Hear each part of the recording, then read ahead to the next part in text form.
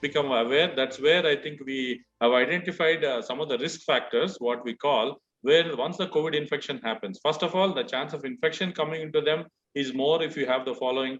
And once it gets infected, the chance of becoming sick and also getting into complications is also more. If you have to label them by order wise, most important is the elderly age.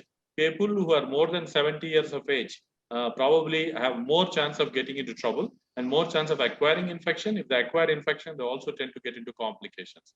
Number one, the most significant problem one is elderly people.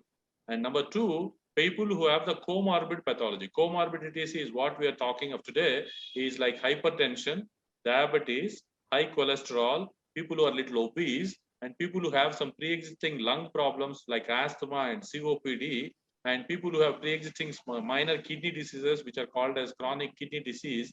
These are the subsets of patients who tend to get affected more.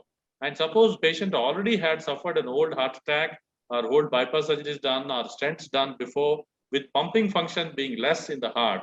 Again, that is an important subset of patients where we need to be extremely careful, because minimal infection happening also heart won't be able to tolerate it. So to enumerate the risk factors again, the elderly age, hypertension, diabetes, high cholesterol levels, then probably people who have associated asthma, COPD, and associated kidney disorders. And any patient who already suffered an old heart attack or has suffering with the heart failure, again, you should be careful. These are the subsets where we need to be extremely careful. Then the question comes many of the times when the patients get COVID, unfortunately, the doctors or the patients themselves are neglecting their original treatment of cardiac drugs and taking only the COVID medication which is prescribed. This sometimes is done unknowingly by some treating doctor also, or patient by themselves think they are taking too many tablets and neglect that. So this shouldn't be done. That is a definite deathbed likely to invite complications. Never ever stop the old cardiac medications which you're taking. In fact, there was some controversy regarding the antihypertensive tablets like ACE inhibitors or receptor blockers, whether to be stopped or not before.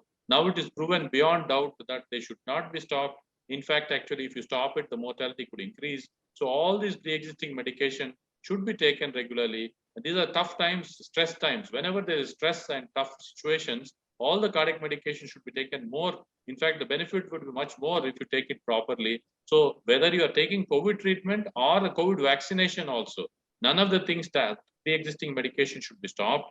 And all these people should take their cardiac medications regularly, along with taking the treatment of COVID from the concerned specialist.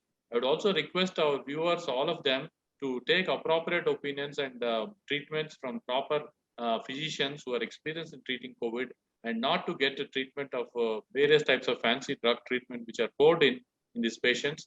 Many of the times that may not be needed. There are some specific guidelines and criteria by which you are supposed to give specialized drugs. I request all of the viewers to get into more details in other sessions, or data is available.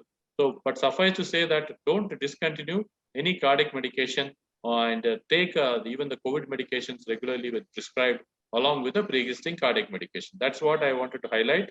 And patients who are taking COVID vaccines also, many of the times get into questions we get thinking that whether should stop this medication. None of the medicine should be stopped.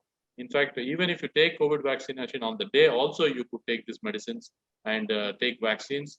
And some doubts are shown in these patients that vaccination in cardiac patients could lead to trouble, and the clotting happens in some of these patients. All these funny things get floated out in the WhatsApp and social media, which is of less importance. And very rarely, 1 in 5 lakh, somebody had developed some clot which was very minor. So you need not worry about it. The benefits which are offered is much more.